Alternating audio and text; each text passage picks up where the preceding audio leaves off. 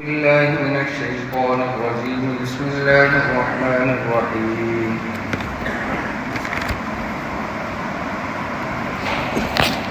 يا بني إسرائيل اذكروا نعمتي التي أنعمت عليكم وأوفوا بعهدي أوف بعهدكم وإياي فارهبون وآمنوا بما أنزلت مصدقا لما معكم ولا تكونوا أول كافر به ولا تشتروا بآياتي ثمنا قليلا وإياي فاتقون ولا تلبسوا الحق بالباطل وتكتموا الحق وأنتم تعلمون صدق الله العظيم. یہ سورہ بقرہ کی آیت نمبر 40, 41 اور 42 آپ کے سامنے تلاوت کی گئی، جس کا ترجمہ ہے یا بنی اسرائیل اذکروا، اے بنی اسرائیل یاد کرو، نعمتی التی انعمت علیکم، میری ان نعمتوں کو جو میں نے تمہارے اوپر برسائی ہیں، تم کو عطا کی ہیں. وَأَوْفُوا بِعَهْدِي، اور تم مجھ سے کیے ہوئے عہد کو پورا کرو. اوف بعہدکم، تاکہ میں تم سے کیے ہوئے وعدے کو، عہد کو پورا کروں. وَإِيَّايَ فَارْهَبُونَ، اور صرف مجھ ہی سے ڈرو. وَآمِنُوا بِمَا أَنزَلْتُ مُصَدِّقًا لِمَا مَعَكُمْ، اور ایمان لاؤ اس پر جو میں نے نازل کی ہے، جو کتاب میں نے نازل کی ہے. مصدقا لما معکم، جو اس کتاب کی تصدیق کرتی ہے جو تمہارے پاس ہے. ولا تکونوا اول کافر بہ، اور پہلے ہی کافر مت بنو. ولا تشتروا بآیاتی ثمنا قلیلا، اور میری آیتوں کو چند پیسوں کے عوض مت بیچو. وَإِيَّايَ فَاتَّقُونَ، اور صرف میرا ہی خوف رکھو. وَلَا تَلْبِسُوا الْحَقَّ بِالْبَاطِلِ، اور حق بات کو باطل کے ساتھ، غلط بات کے ساتھ مت ملاؤ. وَتَكْتُمُوا الْحَقَّ، اور حق بات کو مت چھپاؤ. وَأَنْتُمْ تَعْلَمُونَ، اور جب کہ تم جانتے ہو.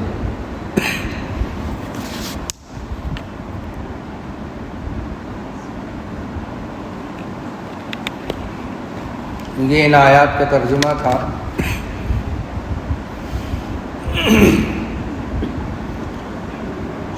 سورہ بقرہ کے شروع سے اب تک جو آیتیں آ رہی ہیں ان کا ہم پچھلی آیتوں سے جوڑ تعلق بتاتے آئے ہیں. ان آیتوں کا پچھلی آیتوں سے کیا جوڑ ہے؟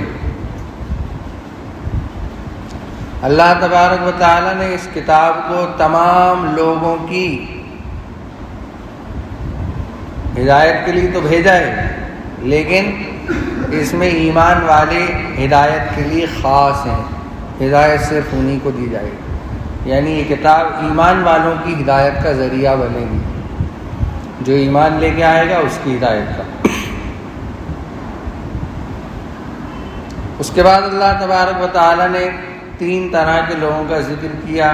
ایک تو پکے ایمان والے، دوسرے پکے کافر، اور تیسرے جو آدھے کافر اور آدھے مسلمان.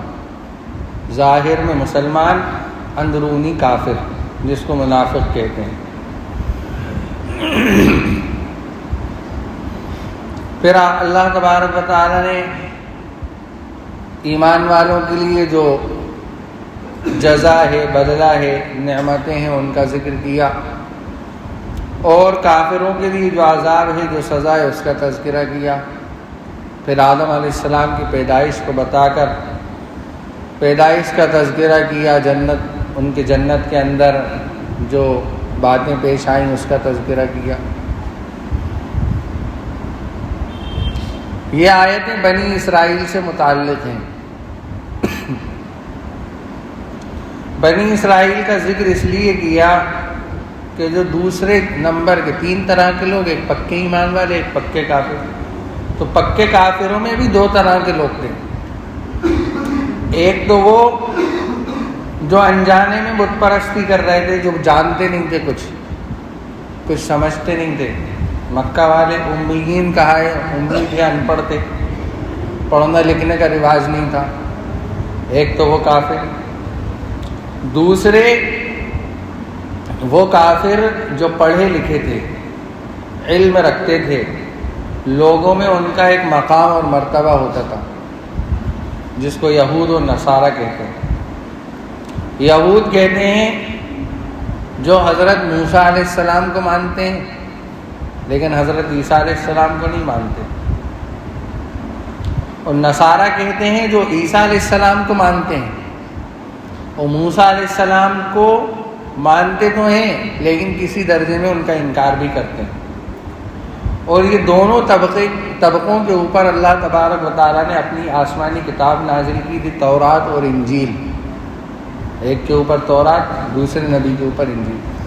تو ان کو اہل کتاب بھی کہتے تھے کہ جو نازل اللہ تبارک و تعالیٰ نے کیا تھا کتاب کی شکل میں، وہ لوگ اس کو مانتے تھے، ان کتابوں کو. تو یہ اہل کتاب تھے. تو ان کی کتابوں کے اندر بھی یہ تذکرہ تھا کہ تمہیں سارے نبیوں پر ایمان لے کے آنا ہے، آدم علیہ السلام سے لے کر آخری نبی تک. یہ نہیں کہ تم صرف حضرت موسیٰ علیہ السلام کو نبی مانو، اس سے پہلے والوں کو نبی مانو، اس کے بعد والوں کو نبی نہیں مانو. اسی طرح حضرت عیسیٰ علیہ السلام کے جو لوگ تھے ان سے کہ تم پہلے والوں کو نبی مانو، عیسیٰ علیہ السلام کو نبی مانو، عیسیٰ کے بعد جو نبی آئے ان کو نبی مت مانو. آخری نبی عیسیٰ علیہ السلام کے بعد اللہ کے نبی آئے تقریباً 571 سال بعد. تو یہاں اللہ تبارک و تعالیٰ نے کہا کہ اے بنی اسرائیل. بنی اسرائیل کون تھے؟ معلوم ہے کسی کو؟ آپ میں سے کسی کو معلوم ہے اسرائیل کون تھے؟ یہ حضرت یعقوب علیہ السلام کا دوسرا نام ہے اسرائیل. یہ عبرانی زبان کا نام ہے. اس کا ترجمہ ہوتا ہے عبداللہ، یعنی اللہ کا بندہ. عبرانی زبان کا لفظ ہے. اس میں صرف عربی نہیں ہے، اور بھی عبرانی وغیرہ زبانیں بھی ہیں. تو یہ عبرانی زبان کا لفظ ہے اسرائیل. تو یعقوب علیہ السلام کا جو اصلی نام ہے یعقوب، اللہ نے اس نام کا ذکر کیوں نہیں کیا؟ یا بنی یعقوب، اے یعقوب کی اولاد. یہاں ذکر اسرائیل اس لیے کیا جس کے معنی آتے ہیں عبداللہ، اللہ کا بندہ. تو یہاں بتانا یہ تھا موجودہ بنی اسرائیل کو جو اللہ کے نبی کے زمانے میں موجود تھے، چونکہ یہ سورت مدنی ہے اور مدینے کے آس پاس یہود و نصارہ ہی رہا کرتے تھے، سارے یہود و نصارہ تھے. تو اس وقت کے بنی اسرائیل کو مخاطب کر کے مقصود تھا کہنا کہ اے اللہ کے بندے کی اولادوں. کیا مطلب؟ کہ جس کی تم اولاد ہو وہ باپ بھی تمہارا اللہ کا بندہ تھا، اس کی عبادت کرتا تھا، اس لیے تم بھی مکمل طور پر اللہ کی عبادت کرو. اس لیے یہاں پر یہ لفظ استعمال کیا. اسرائیل کون سی زبان کا لفظ ہے؟ عبرانی. اور اس کے معنی کیا ہے؟ عبداللہ. اور یہ کس کا نام ہے؟ یعقوب علیہ السلام کا دوسرا نام. مفسرین کا کہنا ہے کہ اللہ کے نبی صلی اللہ علیہ وسلم کے ہی نام ہیں ایک نام کے علاوہ، یعنی محمد آپ کا حقیقی اصلی نام ہے، اس کے علاوہ صفاتی نام ہے احمد، اور اس کے علاوہ وغیرہ وغیرہ. تو یہ اللہ کے نبی کے بعد دوسرے پیغمبر ہیں جن کے 2 نام ہیں، اس کے علاوہ کسی کے 2 نام نہیں. اذکروا نعمتی التی انعمت علیکم. یاد کرو میری ان نعمتوں کو جو میں نے تمہارے اوپر کی ہیں. نعمتیں یاد دلا کر اللہ تبارک و تعالی بنی اسرائیل کو اپنی عبادت کی طرف اور اپنے آپ کی طرف متوجہ کرنا چاہ رہے ہیں، احسان یاد دلا رہے ہیں اللہ اپنا، کہ دیکھو میں نے تمہارے اوپر کیا کیا احسان کیے، جنت سے میں نے تھال کے تھال کھانوں کے تمہارے لیے اتارے ہیں، تمہیں منا و سلوہ جنت کا جو خاص رزق ہے وہ عطا کیا ہے، کیا کیا نعمتیں اللہ نے ان کو عطا کی تھی، تو ان نعمتوں کا ذکر کیا، احسان جتلایا اللہ نے کہ دیکھو تمہارے اوپر یہ احسانات کیے ہیں، تم میری عبادت کی طرف لوٹ آؤ، یہ جو نبی ہم نے بھیجے ہیں ان کو نبی مان لو۔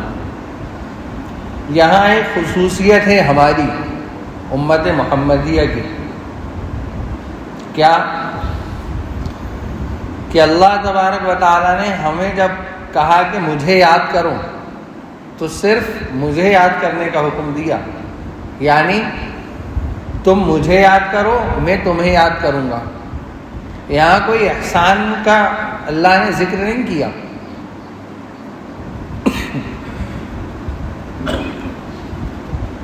ہم محسن سے احسان کو پہچانتے ہیں، یعنی جو احسان کرنے والا ہے پہلے اس کو پہچانیں گے، اس کو پہچانتے ہیں، پھر اس نے جو احسانات ہم پر کیے ہیں اس کو پہچانیں گے۔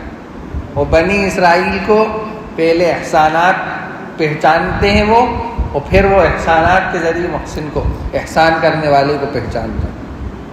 تو یہاں خصوصیت ہے کہ اللہ تبارک و تعالیٰ نے ہمیں جتلایا نہیں ہے احسان، بلکہ ہمیں تو ڈائریکٹ یہ کہا کہ تم مجھے یاد کرو میں تمہیں یاد کروں گا۔ وَأَوْفُوا بِعَهْدِي، اور میرے عہد کو پورا کرو، جو عہد تم نے مجھ سے کر رکھا ہے، کیا تھا، اس کو پورا کرو، اس میں گڑبڑی مت کرو۔ اوفی بعہدکم، تو جو عہد میں نے تم سے کیا ہے جنت کا، جنتوں کی نعمتوں کا، تمہاری نجات اور کامیابی کا، تمہیں ہر مشکل اور پریشانی سے بچانے کا، وہ میں پورا کروں گا۔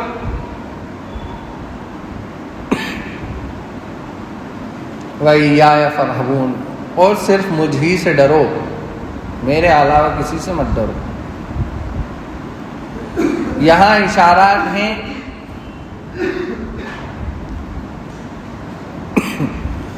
وَآمِنُوا بِمَا أَنزَلْتُ مُصَدِّقًا لِمَا مَعَكُمْ، اور ایمان لاؤ اس پر جو میں نے تمہارے اوپر نازل کی ہے، یعنی قرآن جو تصدیق کرتا ہے۔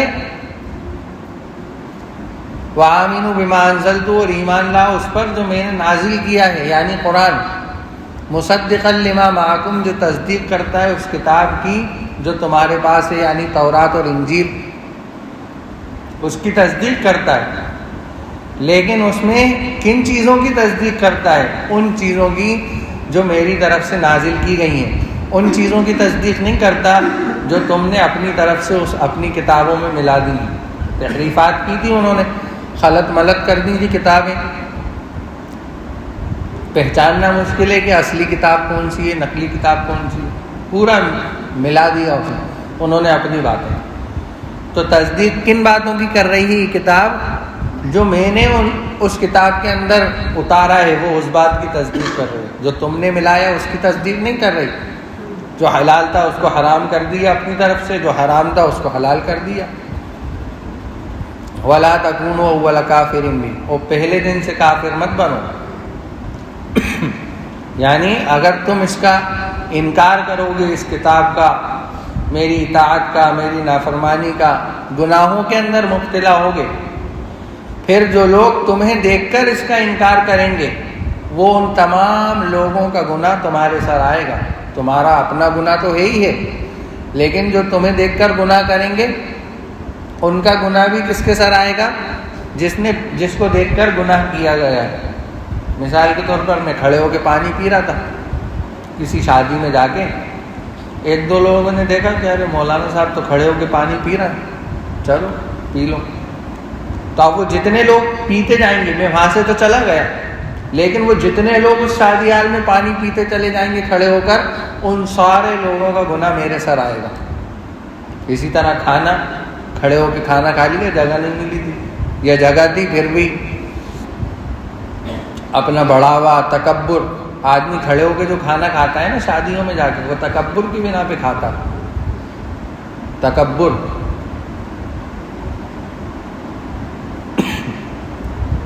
تو جس کے اندر تکبر ہوتا ہے وہ کھڑے ہو کے کھانا کھاتا ہے، غرور ہوتا ہے، گھمنڈ ہوتا ہے۔ بعض لوگوں کو تو ہم نے ایسا دیکھا ہے کہ شادی حال میں بیٹھنے کی کہیں جگہ نہیں تھی تو انہوں نے کونے میں اپنا رومال بچھایا اور وہیں بیٹھ کے کھانا کھا لیا۔ تو یہ عاجزی، انکساری کی علامت ہے۔ اس سے پتہ چلتا ہے کہ ان کے اندر تکبر نہیں ہے۔ تو جتنے لوگ اس گناہ کے اوپر آمادہ ہوں گے، تیار ہوں گے، کریں گے، ان سب کا گناہ وہ پہلے والے شخص پر پڑے۔ اسی طرح نیکی ہے، اگر نیکی میں نے کی اور مجھے دیکھ کر جتنے لوگ اب قیامت تک اس نیکی کو کرتے رہیں گے تو ان قیامت تک نیکی کرنے والے لوگوں کا ثواب مجھے ملتا رہے گا۔ دونوں چیزیں، وَلَا تَشْتَرُوا بِآيَاتِي ثَمَنًا قَلِيلًا، اور میری آیتوں کو معمولی سی قیمت میں مت بیچو۔ کیا کرتے تھے یہ یہود و نصارہ کہ کوئی بڑا آدمی آیا مالدار، اس سے ساٹھ گھاٹ کرا، پیسے میں سے لیے اور اللہ کا حکم بدل کر اسے سنا دیا۔ مثال کے طور پر کسی بڑے گھرانے کے آدمی نے زنا کیا تھا، چوری کی تھی یا کوئی بڑا سنگین گناہ کیا تھا، اب وہ بڑے گھرانے کا پیسے والا آدمی وہ آیا کہ ایسا ایسا ہوگا، یہ لوگ 5 پیٹی رکھو۔ اب انہوں نے کہا کہ ہاں ٹھیک ہے، تمہارے اوپر اس کا گناہ نہیں ہوگا۔ لیکن کوئی چھوٹے غریب قسم کا آدمی مالدار نہیں ہے تو اس کے اوپر وہی حد جاری ہوگی جو اس میں لکھی۔ تو وہ کیا کرتے تھے کہ اس طرح قیمتیں لے لے کے اللہ کے حکموں کو بدل دیتے، حلال کو حرام، حرام کو حلال۔ وَإِيَّايَ فَاتَّقُونِ، اور صرف مجھی سے خوف کرو، ان بڑے لوگوں کا خوف مت کرو۔ وَإِيَّايَ فَاتَّقُونِ، ڈرنا نہیں ہے ان سے، ڈرنا کس سے؟ صرف اللہ سے ڈرنا ہے۔ وَلَا تَلْبِسُوا الْحَقَّ بِالْبَاطِلِ، اور حق بات کو غلط بات کے ساتھ مت ملاؤ، جو حق ہے اس کو حق بتاؤ کہ یہ ہے صحیح بات۔ وَتَكْتُمُوا الْحَقَّ، اور حق کو چھپاؤ مت۔ اسی سے مسئلہ نکلا ہے کہ جھوٹی گواہی دینا حرام ہے۔ مفسرین نے لکھا ہے کہ جو شخص، ایک واقعہ سناؤں گا اس میں ہے اس طرح کی بات،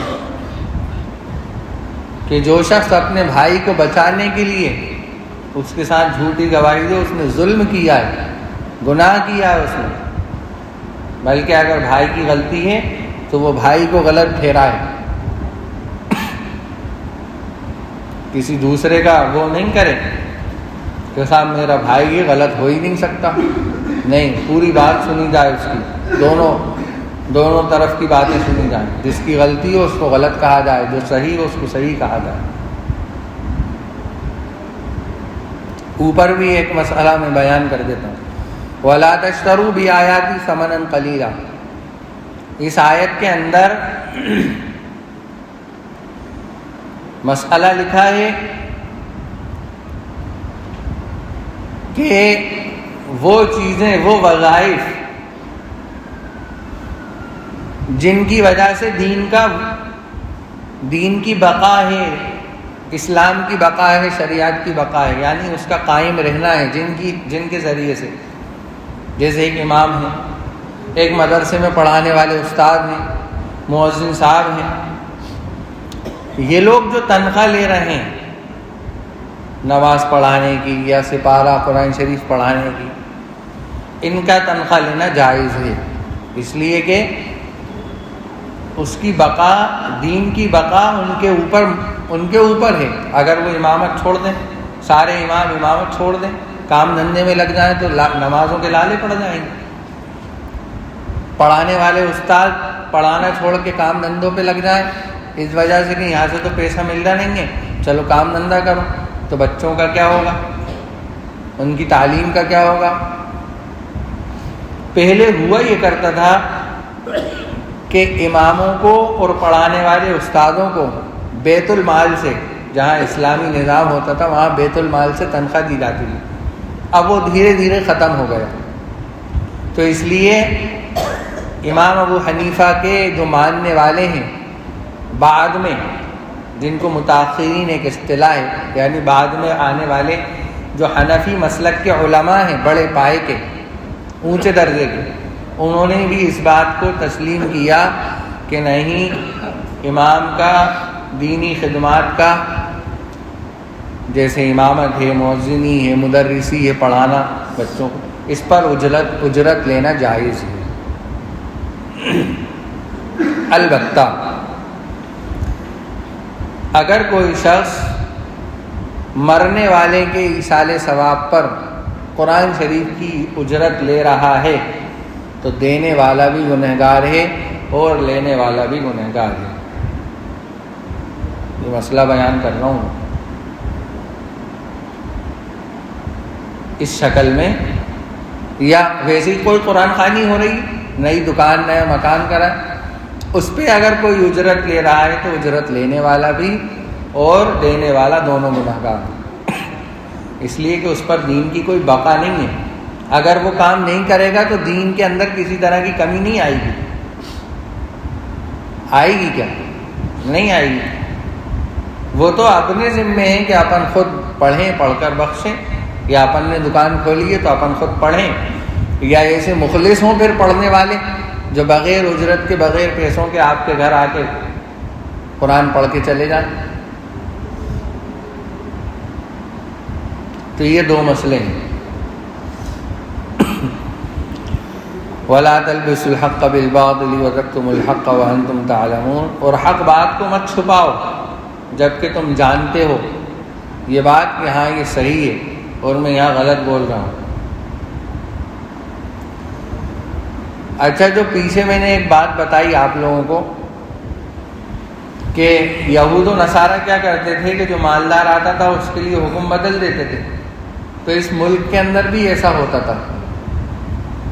اس ملک کے اندر ہم جس ملک میں رہ رہے ہیں، اس ملک میں یہ خواجہ معین الدین چشتی رحمۃ اللہ علیہ، جو اجمیر، خواجہ معین الدین چشتی اجمیری رحمۃ اللہ علیہ جب اس ملک میں آئے تھے، اس زمانے کے اندر ایسا ہوتا تھا کہ جو نیچے درجے کے ہوتے تھے، جس کو آدی واسی یا دلت یا S T S C O B C, جیسے یہ موچی ہوتے ہیں یا جھاڑو لگانے والے میکر ہوتے ہیں، یہ اس طرح کے جو لوگ ہوتے تھے یہ زمین پہ تھوک بھی نہیں سکتے تھے،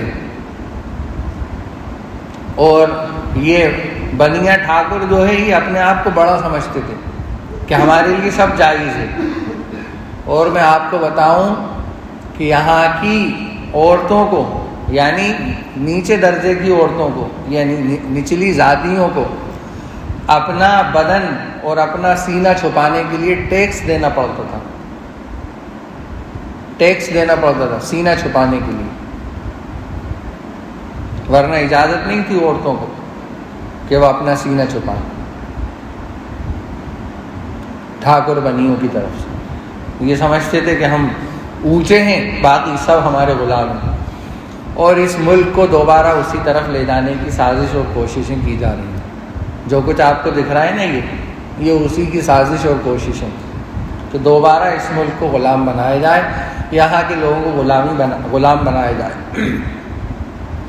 چنانچہ ہر ایک مذہب نے اس ملک کے اندر اس وقت غلامی قبول کر لی سوائے مسلمانوں کے۔ ہر ایک نے اپنا مذہب ہندو لکھوانا شروع کر دیا، اس سے پہلے میں بھی بتا چکا ہوں۔ صرف مسلمان ہیں جو اپنے آپ کو مسلم لکھتے ہیں، باقی سارے لوگ اپنے آپ کو ہندو لکھتے ہیں۔ جو ایک لائن ہوتی ہے اس میں لکھا جاتا ہے کہ آپ کس مذہب کے ماننے والے ہیں، تو سب ہندو اپنے آپ کو لکھتے ہیں سوائے مسلمانوں۔ تو دوبارہ اس ملک کو اس طرف لے جانے کی کوششیں کی جا رہی ہیں اور لے جایا جا رہا ہے۔ تو حق بات کو مت چھپاؤ جبکہ تم جانتے ہو۔ ایک واقعہ علامہ قرطبی رحمۃ اللہ علیہ نے لکھا ہے اپنی کتاب کے اندر، وہ واقعہ تھوڑا سا لمبا ہے سوال جواب کی شکل میں، اس لیے وہ میں زبانی آپ کو سنا دیتا ہوں۔ فرماتے ہیں کہ سلیمان بن عبد الملک رحمۃ اللہ علیہ مدینہ طیبہ تشریف لائے، تو وہاں کے جو بڑے بڑے لوگ تھے وہ ان سے ملاقات کے لیے آئے۔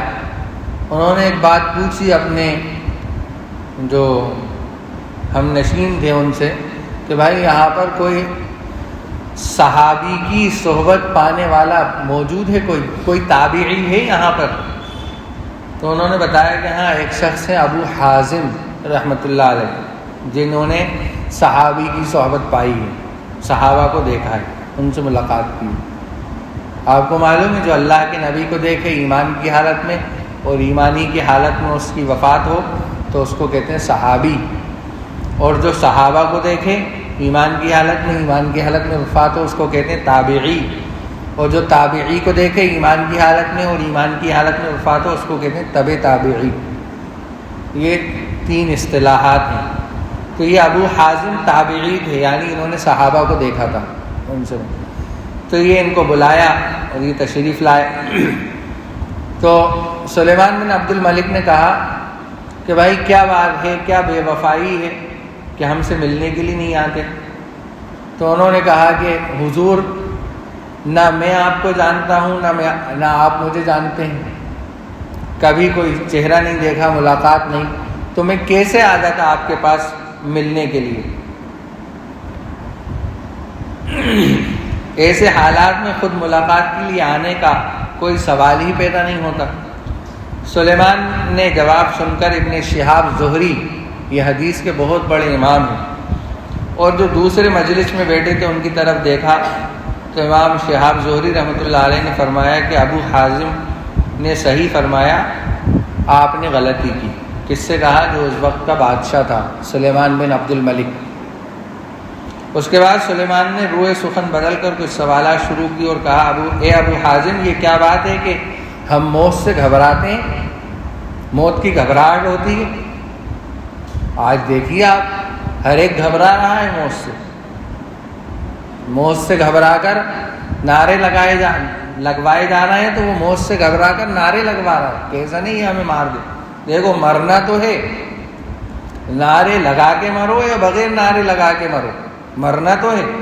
بس یہ طے کر لو کہ اگر اللہ نے موت اس کے ہاتھ میں لکھی ہے تو موت آنا ہے، اور وہ اپنے ایمان پر ڈٹا رہے، اس بات کا یقین کرتے ہوئے کہ اگر موت اس کے ہاتھ میں لکھی ہے تو موت آنا ہے، اور اگر موت اس کے ہاتھ میں نہیں لکھی ہے تو یہ کتنا ہی زور زبردستی کر لے ہم سے نعرے لگوانے کے لیے، موت نہیں آ سکتی، کیونکہ جو وقت اللہ نے، جو جگہ، جس کے ہاتھ، جس طریقے سے موت لکھی ہے اس کا فیصلہ تو اللہ ہی کرتے ہیں، اور جہاں لکھی ہے وہیں آئے گی۔ اگر ایک آدمی بھی ہم میں سے ہر شخص یہ سوچ لے تو کبھی بھی انشاءاللہ ہم اپنے ایمان سے نہیں پھریں گے، بچے، بڑے، عورتیں، اسی طرح مال اور دولت چلا جائے تو چلا جائے، ایمان باقی رہنا چاہیے۔ موت کے ڈر سے آدمی سوچتا ہے کہ ایسا نہیں، یہ میں مر جاؤں گا تو میری جائیداد چھین لی جائے گی، تو وہ جائیداد کے چکر میں موت سے ڈر کر اپنے آپ کو نعرے لگا دیتا ہے، یا دھرم پریورتن کر لیتا ہے، مذہب بدل لیتا ہے موت سے ڈر کر۔ تو سلیمان جو بادشاہ تھے انہوں نے کیا کہا کہ کیا بات ہے ہم موت سے گھبراتے ہیں؟ تو ابو حازم تابعی رحمۃ اللہ علیہ نے فرمایا وجہ یہ ہے کہ آپ نے اپنی آخرت کو ویران اور دنیا کو آباد کیا ہے، اس لیے آبادی سے ویرانی کی طرف جانا پسند نہیں۔ سلیمان نے تسلیم کر لیا کہ ہاں آپ کی بات صحیح ہے، اور پوچھا کہ کل اللہ تعالیٰ کے سامنے حاضری کیسے ہوگی؟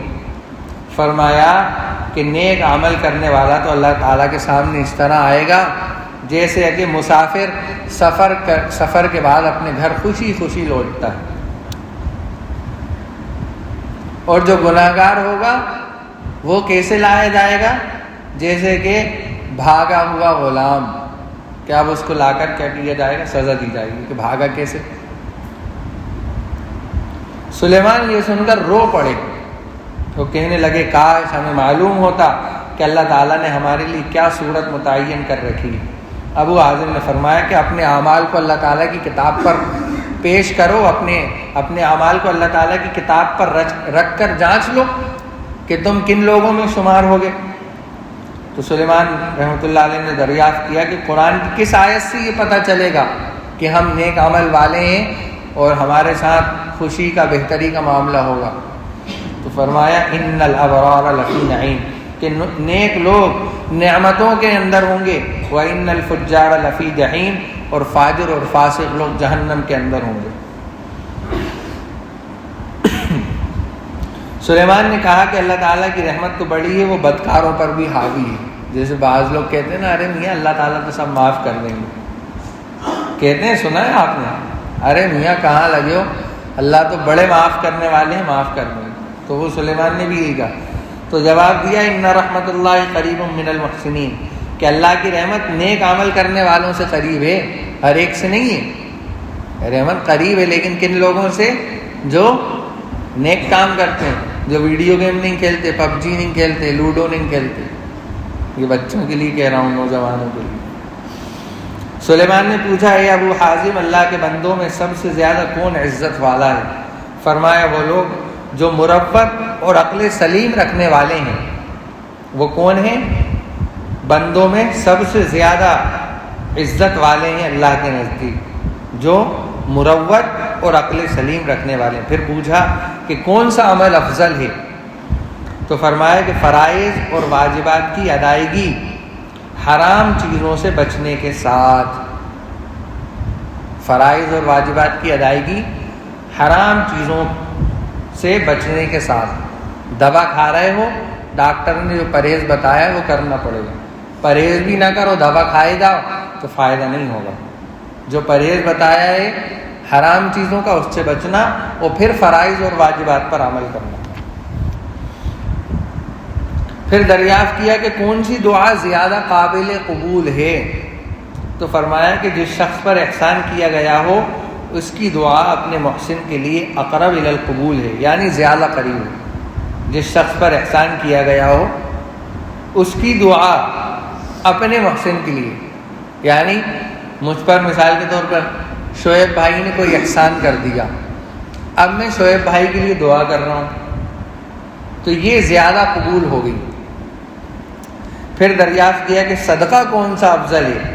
تو فرمایا کہ مصیبت زدہ سائل کے لیے باوجود اپنے مفلس ہونے کے، یعنی اپنے پاس کچھ نہیں ہے، باوجود اپنے مفلس ہونے کے جو کچھ ہو سکے اس طرح خرچ کرنا کہ نہ اس سے پہلے احسان جتائے اور نہ ٹال مٹول کر کے ایذا پہنچائے، کہہ رہے ہم نے تمہارا کام چلایا تھا، ہم نے تمہارے اوپر احسان کیا۔ پھر دریافت کیا کہ کلام کون سا افضل ہے، بات چیت کون سی افضل ہے؟ تو فرمایا کہ جس شخص سے تم کو خوف ہو یا جس سے تمہاری کوئی حاجت ہو اور امید وابستہ ہو، اس کے سامنے بغیر کسی رو رعایت کے حق بات کہہ دینا، یہ بات سب سے افضل۔ حدیث میں آیا ہے کہ افضل جہاد وہ ہے کہ بادشاہ کے سامنے حق بات کہہ دی جائے، ڈرا نہیں جائے۔ پھر دریافت کیا کہ کون سا مسلمان سب سے زیادہ ہوشیار ہے؟ فرمایا وہ شخص جس نے اللہ تعالیٰ کی اطاعت کے تحت کام کیا ہو اور دوسروں کو بھی اس کی دعوت دی ہو۔ پھر پوچھا کہ مسلمانوں میں کون شخص بے وقوف ہے؟ فرمایا وہ آدمی جو اپنے کسی بھائی کی اس کے ظلم میں مدد کرے، جس کا حاصل یہ ہوگا کہ اس نے دوسرے کی دنیا درست کرنے کے لیے اپنا دین بیچ دیا۔ سلیمان رحمۃ اللہ علیہ نے کہا کہ صحیح فرمایا۔ اس کے بعد سلیمان نے اور واضح الفاظ میں دریافت کیا، ابو حازم نے فرمایا کہ مجھے اس سوال سے معاف رکھیں تو بہتر ہے۔ سلیمان نے کہا کہ نہیں، آپ ضرور کوئی نصیحت کا کلمہ کہیں۔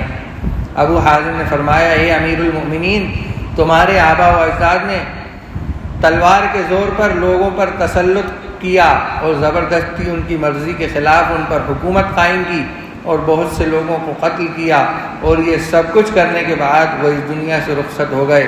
کاش آپ کو معلوم ہوتا کہ اب وہ مرنے کے بعد کیا کہتے ہیں اور ان کو کیا کہا جاتا ہے۔ یہ ہے اس واقعے کو یہاں لانے کی جو وجہ ہے نا، یہ جملہ ہے۔